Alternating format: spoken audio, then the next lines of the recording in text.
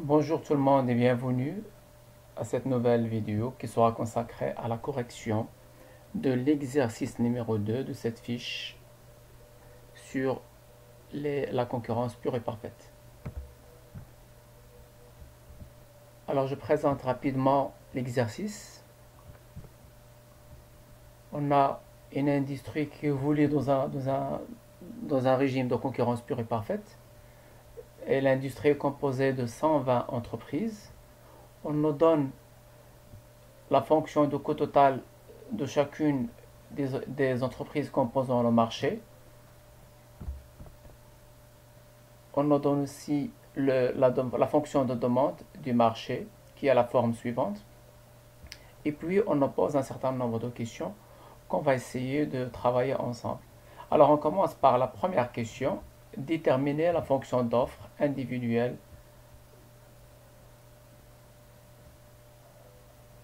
Alors on a la fonction de coût total, on a aussi la fonction de la demande, et on sait que en régime de concurrence pure et parfaite, l'offre de l'entreprise va vérifier deux conditions. La première, c'est que le coût marginal doit être égal au prix. Et la deuxième condition qu'il va falloir satisfaire, c'est que le prix doit être supérieur ou égal au seuil de rentabilité de l'entreprise.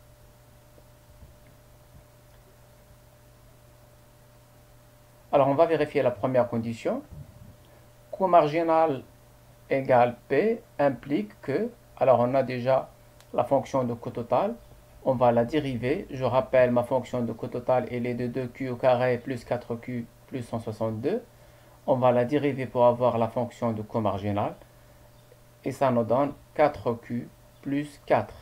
Ça doit être égal à P.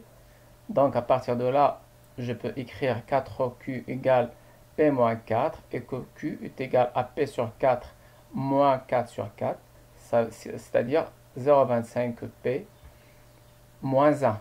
Donc ça, c'est la quantité qui vérifie la première condition. L'offre qui vérifie la première condition. La deuxième condition, on sait que l'entreprise va présenter une offre si et seulement si la rentabilité, le prix du marché est supérieur au seuil de rentabilité, et on sait que le seuil de rentabilité correspond au minimum du coût moyen.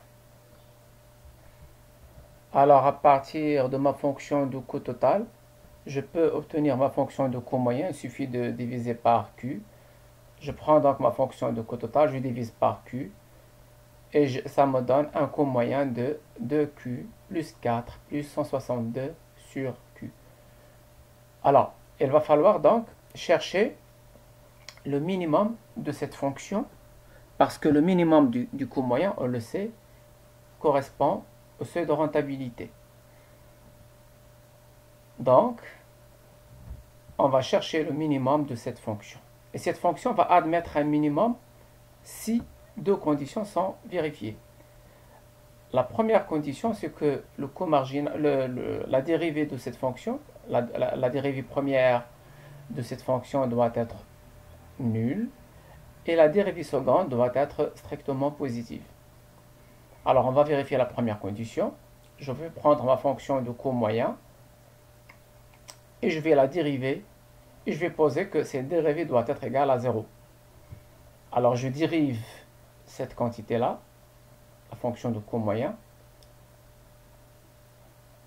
par rapport à Q. Ça me donne 2Q, la dérivée de 2Q c'est 2, la dérivée de 4 c'est 0, et la dérivée de 162 sur Q c'est moins 162 sur Q au carré. Parce que la dérivée de 1 sur Q c'est moins 1 sur Q au carré. Donc ça nous donne, à partir de ça, je peux écrire 2Q au carré égale 162, c'est-à-dire que Q au carré va être égal à 162 divisé par 2, ça me fait 81. Q au carré égale 81, ça veut dire que Q est égal à la racine carrée de 81, donc ça peut être 9 ou moins 9. Bien sûr, moins 9, il faut la rejeter parce que par convention, une quantité ne peut pas être négative. Vérifions maintenant la deuxième condition. La deuxième condition, pour rappel, c'est que la dérivée seconde doit être strictement positive. Et la dérivée seconde, je reviens à ma dérivée première, elle est égale à 2 moins 162 sur q au carré. Je vais donc dériver cette quantité-là. Et je reviens sur ma page. Alors la dérivée de cette quantité, elle est égale à 324 sur q à la puissance 3. Cette quantité-là est nécessairement positive parce que q ne peut être que positive.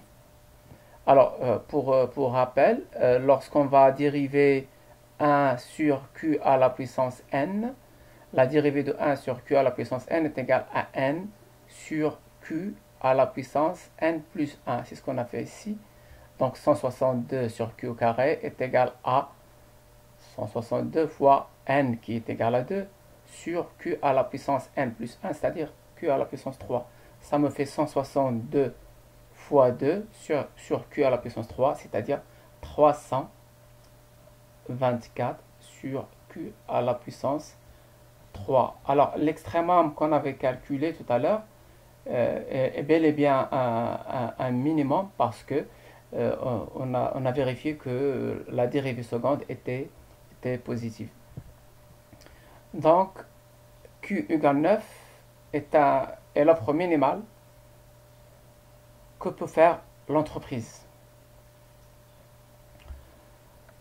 Si on remplace Q par sa valeur dans la fonction de coût moyen, on va avoir le seuil de rentabilité. Alors le seuil de rentabilité qui est le minimum du coût moyen est égal à, je prends ma fonction de coût moyen et je remplace Q par 9. Ça me fait 2 facteur 9 plus 4 plus 162 sur 9 et ça me donne un prix de 40. Alors le prix qui représente le seuil de rentabilité de l'entreprise est de 40. Donc 40 est le prix à partir duquel l'entreprise commence à être rentable. On a donc déterminé notre seuil de rentabilité. On passe maintenant à la fonction de coût, à la fonction d'offre, pardon. L'offre de l'entreprise est donc, première condition, l'offre sera égale à 0,25 P moins 1 si le prix est supérieur ou égal à 40, le seuil de rentabilité. Et l'offre va être nulle si le prix est inférieur à 40. Si le prix du marché est inférieur au seuil de rentabilité de l'entreprise, l'entreprise ne va rien produire. Question numéro 2. Déterminer l'offre individuelle si le prix du marché est égal à 48 et si le prix est égal à 38. Alors là, c'est simple. L'offre de l'entreprise, si le prix est égal à 48, on vérifie déjà si le prix qu'on nous donne est supérieur au seuil de rentabilité, et c'est le cas parce que 48 est supérieur au seuil de rentabilité qui est de 40. Si cette condition est vérifiée, il suffit de remplacer P par sa valeur dans la fonction d'offre, c'est-à-dire Q égale 0,25 P moins 1. Et là, je remplace P par 48 et ça me donne une quantité de 11. Donc, si le prix du marché est de 48, notre entreprise va faire une offre qui est égale à 11. Pour l'autre proposition, si P est égal à 38, alors dans ce cas-là, on vérifie, on constate que le prix du marché dans ce cas-là est inférieur au seuil de rentabilité, donc l'entreprise ne va faire aucune offre et l'offre donc sera égale à 0 parce que le prix du marché est inférieur au seuil de rentabilité, l'entreprise n'est pas rentable donc elle ne va pas produire. Troisième question, on nous demande de déterminer l'offre globale du marché. Alors, l'offre globale du marché, c'est l'offre de l'ensemble des entreprises qui composent le marché. Et d'après l'énoncé, on nous avait dit que ce marché-là, ou cette industrie, était composé de 120 entreprises. On a déjà calculé l'offre individuelle. Donc, il suffit de multiplier la fonction d'offre individuelle par le nombre d'entreprises qui composent le marché pour avoir l'offre globale. Donc, QG ou offre individuelle va être égal à N, le nombre d'entreprises qui composent le marché, facteur multiplié par la quantité ou l'offre individuelle. Alors, le nombre d'entreprises N, c'est 120. L'offre individuelle, c'est 0,25P moins 1. Et ça nous fait 30P moins 120. Ça, c'est la fonction d'offre globale. On va donc écrire notre fonction d'offre de manière formelle. L'offre globale va avoir pour expression Q égale 30P moins 120 si le prix du marché est supérieur ou égal à 40. Là encore, c'est le seuil de rentabilité. Et l'offre globale va être nulle. Personne ne va produire si le prix du marché est inférieur à 40. Quatrième question. Calculer le prix et la quantité d'équilibre sur ce marché. Alors, on sait très bien que l'équilibre du marché se réalise lorsqu'on a l'égalité de l'offre globale et de la demande globale. On a la fonction d'offre globale, on vient de la calculer. Et d'après les données, on nous a donné la fonction de demande inverse. On a une fonction de la forme P égale. À partir de là, je peux écrire cette fonction de demande inverse de manière à avoir la quantité, c'est-à-dire la demande directement. Donc je peux calculer ma fonction de demande globale à partir de cette fonction de demande inverse. Alors P égale moins 1 sur 15Q plus 442. Cela implique que Q sur 15 est égal à moins P plus 442. Et donc Q va être égal à moins 15P plus 6630. Alors l'équilibre du marché implique que l'offre, la quantité offerte est égale à la demande ou la quantité demandée, ce qui implique que là je vais poser ma fonction d'offre globale que je viens de calculer dans la question 3. 30P moins 120 va être égal à ma fonction de demande globale que je viens de dégager, c'est-à-dire moins 15P plus 6630. Alors je vais mettre les P d'un côté. Ça me fait donc 30 plus 15, 45P égale 6630 plus 120, ça me fait 6750. Et donc P va être égal à 6750 divisé par 45, ça va me donner 150. Donc le prix d'équilibre sur ce marché est de 150. Pour déterminer la quantité d'équilibre, il suffit de remplacer P par sa valeur dans la fonction d'offre ou de demande globale. Peu importe, on va avoir le même résultat. Alors je remplace ici dans la fonction d'offre, la quantité offerte est égale à 30P moins 120 et P est égal à 150. Ça me fait 30 fois 150 moins 120, ça me fait 4380. La quantité d'équilibre sur ce marché est de 4380 et le prix d'équilibre est de 150.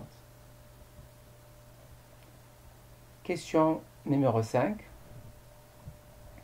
On nous demande de déterminer l'équilibre de la firme à court terme et de calculer son profit. Alors, l'équilibre de la firme à court terme, on a la fonction d'offre de l'entreprise et on vient de déterminer le prix du marché. Donc, il suffit de remplacer P par le prix du marché pour avoir la quantité qui sera offerte par l'entreprise. sur ce marché.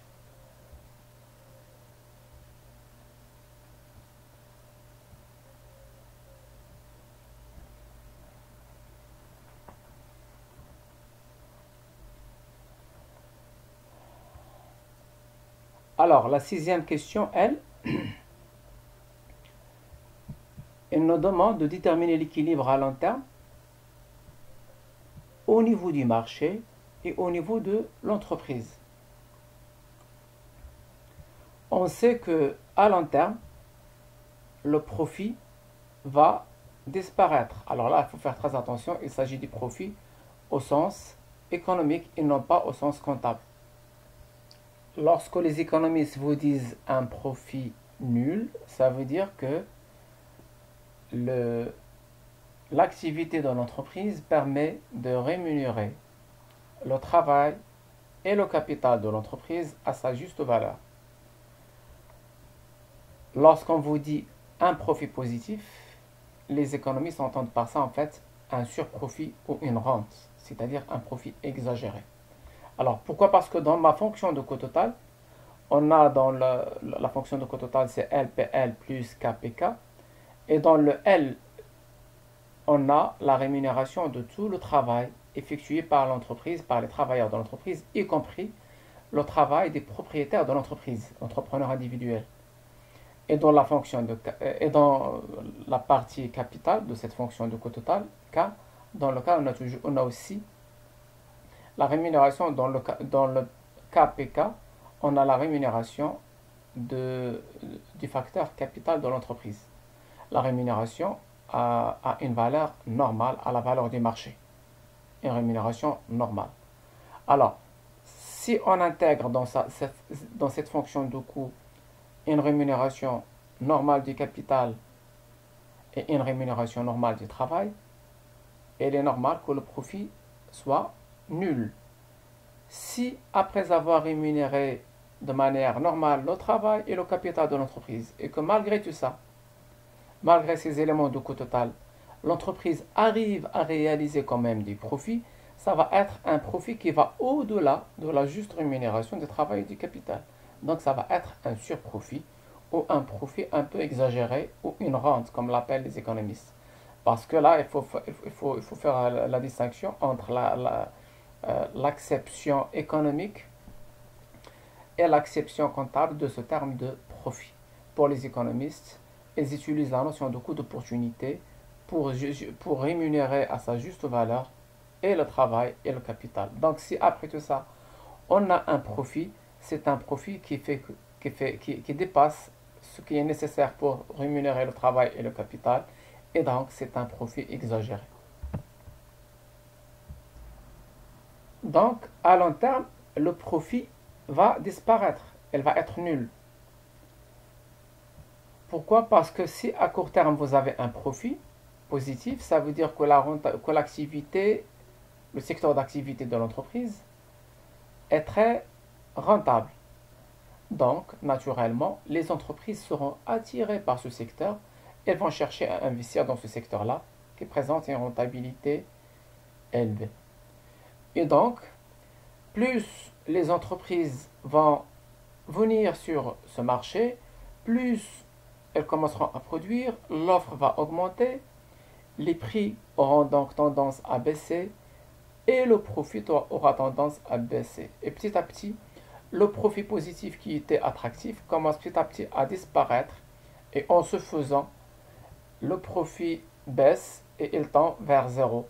Il y aura toujours des entrées sur le marché tant que le profit est positif. Lorsque le profit va s'effacer petit à petit et lorsqu'elle atteindra le niveau normal de zéro, dans ce cas-là, les entreprises n'auraient aucun intérêt à venir investir spécialement dans ce secteur parce que il devient un secteur comme les autres où la concurrence a fait son travail et a fait disparaître la rente. Donc, à long terme, le profit est égal à zéro, mais ça ne veut pas dire que les entreprises ne gagnent rien. Ils gagnent ce qui permet de rémunérer à sa juste valeur le facteur travail et le facteur capital, pardon. Il faut faire très attention à ça. Donc, à long terme, le profit va être égal à 0, ce qui implique que le prix du marché va être égal au seuil de rentabilité, va être égal à 40.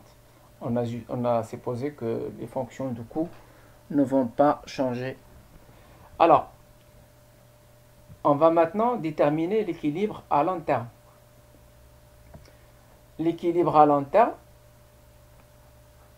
il suffit de remplacer P par sa valeur dans la fonction, mais là, il faut faire très attention. Il ne faut pas utiliser la fonction d'offre, mais celle de demande. Pourquoi? Parce que la fonction d'offre globale dont on dispose, c'est une fonction d'offre qui est calculée sur la base d'une industrie composée de 120 entreprises. Et on a vu que le profit à court terme était positif, ce qui implique que d'autres entreprises seront attirées par ce profit positif et vont donc accéder au marché en raison de l'hypothèse de libre accès au marché. Et donc, le nombre d'entreprises va nécessairement augmenter et notre fonction d'offre globale ne va plus être valable. Parce qu'il suffit que le nombre d'entreprises change, qu'on dépasse 120 pour que cette fonction-là ne soit plus valable. Donc, il va falloir remplacer P par sa valeur qui est de 40, non pas dans la fonction d'offre, mais dans la fonction de demande. Alors, je prends ma fonction de demande qui est égale à moins 15P plus 6630, la fonction qu'on avait calculée dans la question 5, je crois. Et là, on remplace P par sa valeur et on a une demande globale qui va être de 6030. Et comme il s'agit d'un prix d'équilibre, cette demande globale va nécessairement être égale à l'offre globale. Et donc, j'en déduis que mon offre globale va être de 6030. Donc, l'équilibre à long terme, au niveau du marché, va être composé de ces deux éléments, un prix de 40, qui est égal au seuil de rentabilité, et une quantité qui sera de 6030. Maintenant, on calcule l'équilibre à long terme au niveau de l'entreprise. Je prends ma fonction d'offre individuelle QI égale 0,25P moins 1. Je remplace P par sa valeur de 40, ça me fait une offre individuelle de 9. Donc l'équilibre à long terme de l'entreprise individuelle, un prix de 40 et une quantité produite qui sera égale à 9. Et bien évidemment, le profit va être égal à 0. Dernière question. On nous demande de déterminer le nombre de nouvelles entreprises qui vont opérer sur le marché à long terme. Nous savons d'emblée que l'industrie est rentable et que cette rentabilité va attirer de nouvelles entreprises sur le marché. Quel est le nombre de ces nouvelles entreprises, de ce nouveaux entrants? Alors pour le calculer, on a tous les éléments nécessaires. On connaît l'offre globale du marché. On vient de la calculer. Elle est égale à 6030. Et on connaît l'offre individuelle à long terme aussi, qui est égale à 9. À partir de là, je peux déduire le nombre d'entreprises qui vont opérer sur le marché à long terme. Alors, je vais mettre offre globale égale N fois l'offre individuelle. N, c'est le nombre d'entreprises que l'on aura à long terme et que je ne connais pas encore. Donc, N est égal à QG sur Q. Offre globale sur offre individuelle. Et ça me fait 6030 sur 9 égale 670. Donc, je sais que à long terme, on aura 670 entreprises qui vont opérer sur ce marché. On aura donc 670 entreprises dans l'ensemble. Or, aujourd'hui, on a déjà 120 entreprises qui sont déjà sur le marché. Donc, ma question qui portait en fait sur les nouvelles entreprises qui vont opérer. Donc, on nous pose la question par rapport aux nouveaux entrants sur le marché. Et les nouveaux entrants, ce n'est rien d'autre que la différence entre le nombre final d'entreprises et le nombre actuel. Donc, les nouveaux entrants égale 670 moins 120 égale 550. Donc, à long terme, on aura 550 nouvelles entreprises qui seront attirées par la rentabilité de ce secteur et qui vont venir s'installer sur ce marché et produire.